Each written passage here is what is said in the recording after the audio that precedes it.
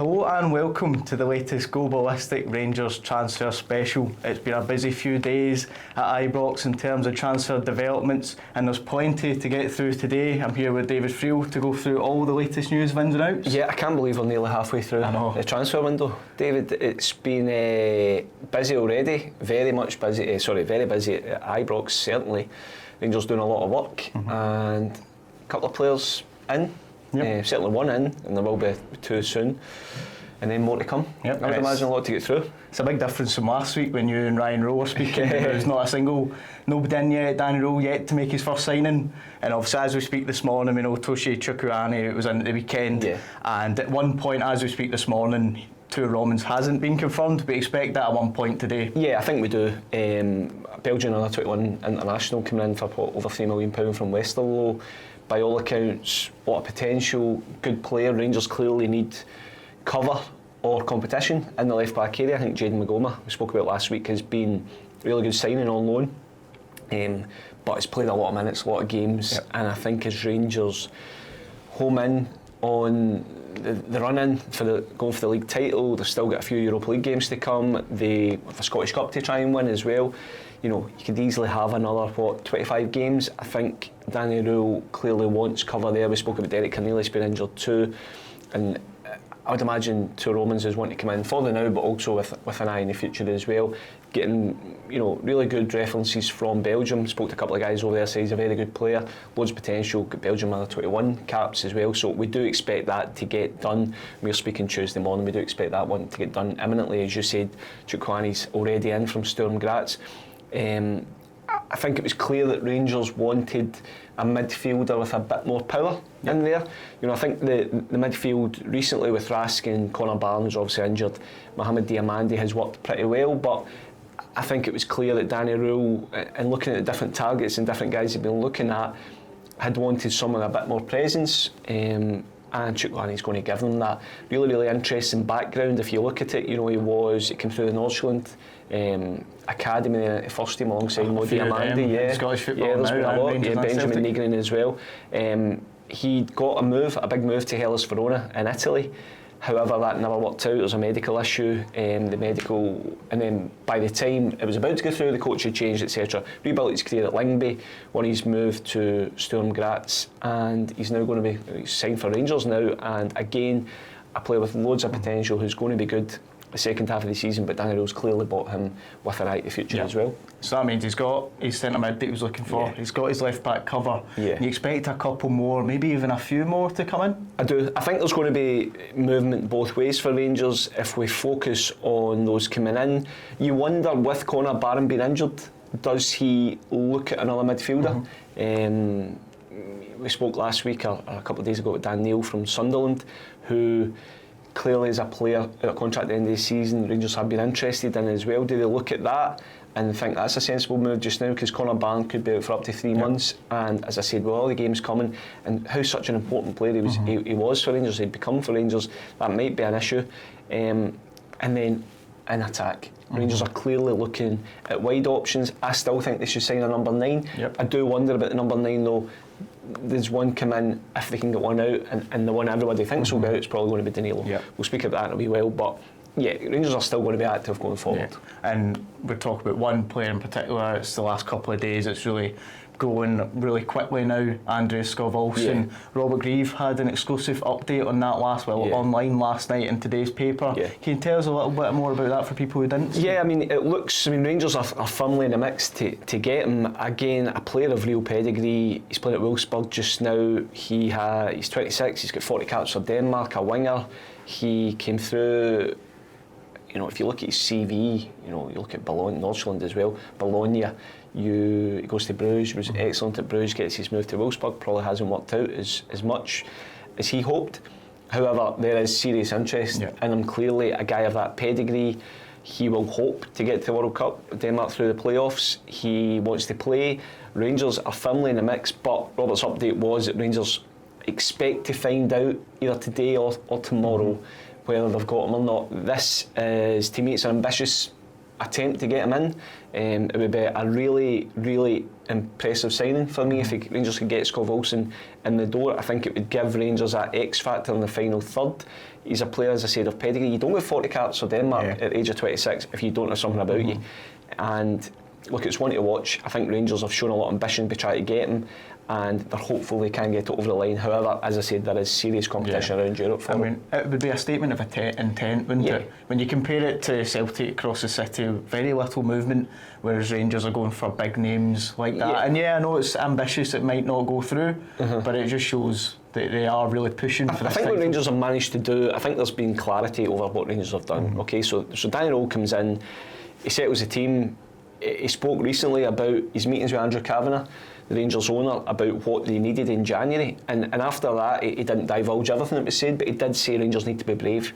They need to be brave and aggressive in this transfer window, and I think so far they have. You know, if you are, by the end of Tuesday they could have spent over £7 million on a left back and a central midfielder. They clearly want reinforcements elsewhere, especially in the final third. And it doesn't really surprise me, because this would be a monumental title win for Rangers for a couple of reasons. A, from where they came from under Russell Martin. I mean, everybody wrote them off. I mean, even Rangers fans were writing them off. Worst start to a season since 1978. They've hauled themselves back in. And you also look at the Champions League. Now, Rangers, obviously the Scottish champions this year, if you look at the access list, would go into a playoff for the Champions League. However, Rangers are top as things stand of the coefficient table for those likely to be in a playoff, and there's a very good chance Rangers would get automatic entry through the balancing to the Champions League if they win this title. It's a monumental title for Rangers to go and win, and I am not surprised in the slightest that, given what Danny Rohl said about being brave and aggressive, that Rangers have decided to really go for this. Kevin Thelwell left, but the staff who he brought in, who were much maligned at the time, seem to have got as I said, their ducks in a row. They've got their targets in place. They've moved quickly. We're on the 13th of January as we speak. Rangers have got effectively 2 in, with more to come.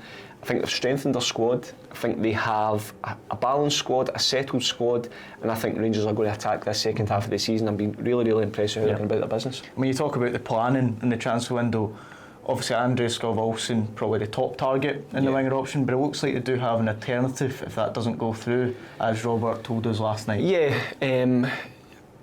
The Rangers have been linked with a few wingers, and I think it's clear that Danny Rohl has identified that as an area where he just wants more depth and more options, and maybe different types as well. Jedi Kasama has played so many games. I think it's clear that Mickey Moore's better in a central position. That's where he's kind of done his best work. So I think he just wants somebody to bring that X factor to him. Oliver Antman started so well but faded away. I'm not sure Oliver Antman, he clearly hasn't lived up to the early hype. He's been injured as well. I don't know. I just wonder what role he does play under Danny Rohl. But it's clear that his name escapes me, the Hungarian winger that Rangers are looking for. Vedzic. It's clearly Rangers, like they did with midfielders, because there was a lot of midfielders being linked. I think Rangers are getting work done on a few different targets, and it remains to be seen who they go over the line. If they can get Skov Olsen over the line, he will be the winger. But Rangers are clearly looking at others, they're looking at alternatives, and that's the way you go about your business. That's how you should do. If you can't get target A, you should go on to target B and C. As I said, it's joined up thinking at Rangers just now, and I think Danny Rohl will be very, very happy with the transfer window so far, but I think in the next 3 weeks are going to really define how the second half of the season looks for Rangers, but you can't argue with their ambition. And when we talk about winger targets, there's many names have been linked. There's this Parfait Guagnon from Charleroi, there's this Romain Mundo from Sunderland as well, similar to Dan Neil. There are 2 other names that have been linked. I mean, clearly the ones we're looking at, the Charleroi winger's bizarre, because I remember last season I'd been told by a Belgian colleague that I think it was Celtic actually had been watching a game with Charleroi, and we were actually trying to figure out who they could potentially be watching. And his name was mentioned. Now, nothing ever came of it, clearly. But he was mentioned as a young Ivory Coast winger with real potential. I think in Belgium he was viewed as one of the ones that was maybe going to really step up and want to move somewhere as well. So again, I can understand why clubs like Rangers, clubs like Celtic should be looking at guys of that ilk as well. But it's clear that Rangers want that bit of creativity in the final third. I think and I don't think to me it shouldn't be a criticism, because Rangers have, grinding out wins. I think that's it's always an asset as a football team. But I think Danny Rohl just wants that little bit extra in the final third. And a little bit of spark, because at times, I think, you speak to Rangers fans, they're saying it's not always great to watch, but I would argue that you would rather clean sheets and goals, whether some set pieces or not, is the hallmark of a team that is potentially going to win the title. I will say, Rangers have got so many tough games to come. Rangers have hauled themselves back into title contention. They have work to do to see off Celtic. They've got work to do to catch Hearts.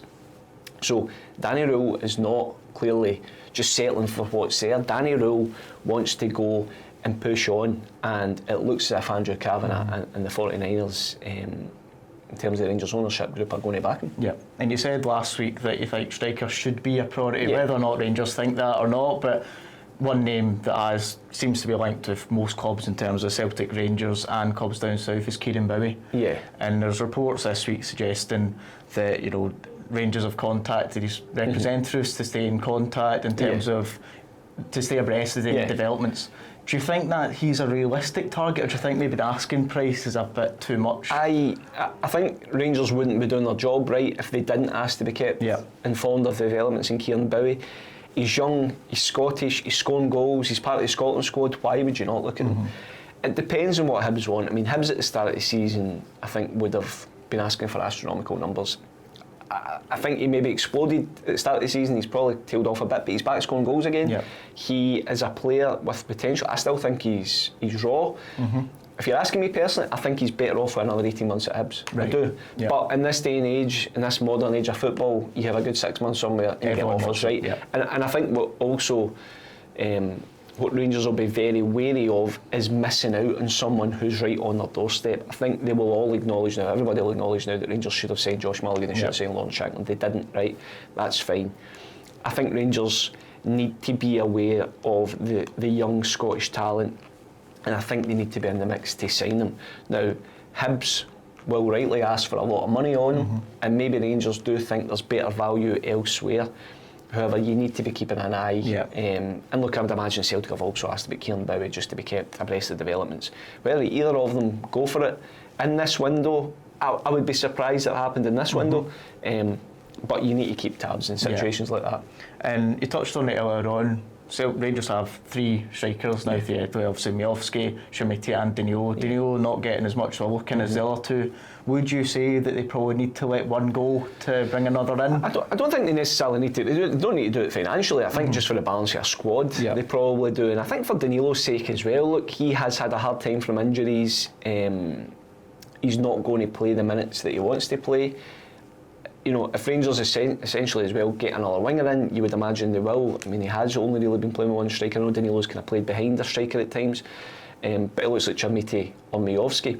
I think Miovski hit that little goal glut, injured again. Is Miovski going to be a Rangers number 9? I think he's a very good squad player for Rangers. He's probably not had the impact I thought. Chermiti's got so many attributes. You saw his goals against Celtic, excellent. I thought at times against Aberdeen he did really, really well. It's just that killer instinct, that one where he slid through at Putoji. Mitov makes the save. That's the sort of chance. One against Celtic earlier on this season. Yeah, and that's where I still think he's lacking. Now that might come because he's got so much potential. He's got all the raw attributes you want. I would think Danny Rohl is just looking for that goal poacher, that guy who, dare I say it, a Cyril Dessers. Bring him back. But I just look at it and I wonder if the strikers there are going to get the required goals that a Rangers striker really should be getting between now and the end of the season. So I think I think if Rangers have to go with the 3 of them towards the end of the season, I don't think it's an absolute catastrophe or anything. I just think it's an area, maybe come the end of the window, if someone comes up that Danny Rohl will be looking to. And again, that might be the difference. We speak about this title race, it's so tight. They've all got to play each other again twice. There's going to be tough away games. I mean, the post-split fixtures are going to be unbelievable this season. you get that guy that can give you X factor, that guy can get you the goals, it might make all the difference. Yeah, definitely. And obviously we mentioned Danilo there, potential one to go out if the right offer comes in. There's a few other names that are kind of on the cusp of maybe leaving. Finlay Curtis, talk about Kilmarnock, other Premiership clubs. There's Joe Rothwell, there's Kieran Dowell. I mean, where do you think those three players in particular will leave? And then you've got the likes of Bailey Rice out of contract in the summer. And obviously Bailey Rice, he's been injured as well. I think Finlay Curtis to Kilmarnock is the most. It's funny because we were speaking on the Rangers transfer show last week, just after Neil McCann got appointed, and then I think myself and Ryan both said Finlay Curtis will go to Kilmarnock because Neil McCann loved him, and Neil McCann. We were watching Kelly. I was at the Kelly game on Saturday. Kelly need a spark. They need pace, they need goals. Finlay Curtis to Kelly is the biggest no-brainer transfer. As soon as Neil McCann get the job, you're like, Finlay, just go. I don't mean that, but just go and play there, because that's a good move for you. I think it is a good move for you. Joe Rothwell, look, he's not going to play. He's not. He was a Russell Martin signing. Especially with Chukwuani coming in. Yeah, Chukwuani's in. And look, again, the Conor Barron issue. Yep, true. Maybe you need cover, but he'll be a decent wage. He won't have a shortage of offers in top end of League One Championship in England. I would be amazed if he didn't go. And Kieran Dowell is just one of these guys you sometimes forget still at Rangers. You know, he's played that little. Again, I think in the January window, he's a guy who I'd imagine a Championship club will pick up. Probably be alone again, you would think. Beyond that, you know, there's Rabbi Matondo. We spoke about Lyle Cameron probably need to get games. Rabbi Matondo's another one. I would imagine clubs either abroad or down south will look at him, look at his attributes and think he can maybe come in and do a job for you. I think the fact Rangers are looking for him in this suggests that Rabbi Matondo isn't going to play with Rangers in the second half of the season. So I would think there'll be, as I said right at the start, I think there'll be still a lot more movement in, but there's going to be, I think you could see 6 or 7 going. And by the way, it's also just about balancing the books at times. You know, it's good business to basically, if players aren't going to play, every manager doesn't want a bloated squad either. You just want you want a core squad, so I would imagine some of them will go. And just finally, you touched on it a wee bit earlier on in terms of how Rangers are comparing to likes of Celtic and Hearts in the transfer window. Still plenty more to go, you know, plenty more, like we're almost halfway there. But do you think Rangers are ahead in the race in terms of how much movement there compared to Celtic anyway? Hearts have had a couple of... I think Hearts and Rangers are doing good business. I think Hearts and Rangers look organised and structured and all that. I think Celtic look the opposite. We'll get into that later in the week. But look, I think this window is so big, it's so important for all three clubs. This is the best title race we've had in years. And I mean many years, decades. And I think there's you're just like on pump. I can remember some. But there's so many twists and turns to come. You need to give yourself the best possible chance. And I also like the way, if you talk about Rangers and Hearts, are getting business done early. You know, Hearts were very quick. As soon as the window opens, they sign a right back, which was a problem area. Identified it, they got him in. There you go. Chesnikov had been a long planned one. Hearts will probably add 2 or 3 as well. And they're churning out wins. They've got a good settled squad. Again, Hearts will get some out. Rangers, again, have identified issues or areas they want to strengthen, and have done it. You know, if Rommens comes in, that's the two of the main ones identified. Everything else is now just kind of to add that spark. I think they're well ahead of Celtic in terms of planning. I think they're probably level with Hearts in terms of planning. Hearts have this lead. Rangers are trying to catch them. Celtic are trying to catch them. I think Rangers, if what they want to do comes off, I think Rangers will put themselves in a really good position. And all you can do as a club, when the window, and everybody rolls out the cliche, you want to be stronger at the start, at the end of the window than you were at the start. And I think all you can do as a club is achieve that. Rangers are well on their way to doing that. You know, if they could get a Skov Olsen, if they could get a number 9 of pedigree in, I think they've given themselves every chance to win a league that to me is still wide open. Excellent. Well, thanks very much for joining us. That's all from us here. Please like and subscribe, and even share a comment if you have any thoughts on the latest development at Ibrox. Thank you very much for joining us. Cheers. Bye bye.